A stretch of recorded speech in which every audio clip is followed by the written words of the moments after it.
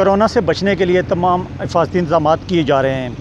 मीरपुर आज़ाद कश्मीर और मंगला पुल पे सख्त चेकिंग जारी है। इस वक्त 2 दिन का सरकारी नोटिफिकेशन जारी हुआ था कि कोरोना से बचने के लिए 2 दिन लॉकडाउन किया जाए। मीरपुर आज़ाद कश्मीर और पाकिस्तान का संगम कहलाया जाता है मंगला पुल। इस वक्त हम मंगला पुल पे मौजूद हैं और यहाँ पर आप देख सकते हैं कि तमाम पाकिस्तान से आने वाले लोगों की स्क्रीनिंग की जा रही है और उनको चेक किया जा रहा है, और कुछ लोग जो घूमने के लिए आ रहे हैं उनको वापस पाकिस्तान भेजा जा रहा है। मीरपुर शहर में एंट्री उनकी मना है सरकारी तौर पे। तो जो लोग मीरपुर आ रहे हैं या जो मीरपुर के रहने वाले हैं उनको प्रॉपर तरीके से चेकिंग की जा रही है।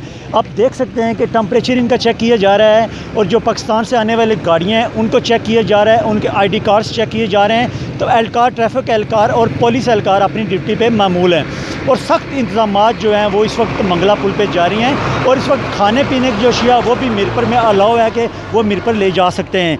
सारे इनको भी इजाज़त मिल गई है सरकारी तौर पे कि अपनी एंट्री इनकी मीरपुर में है।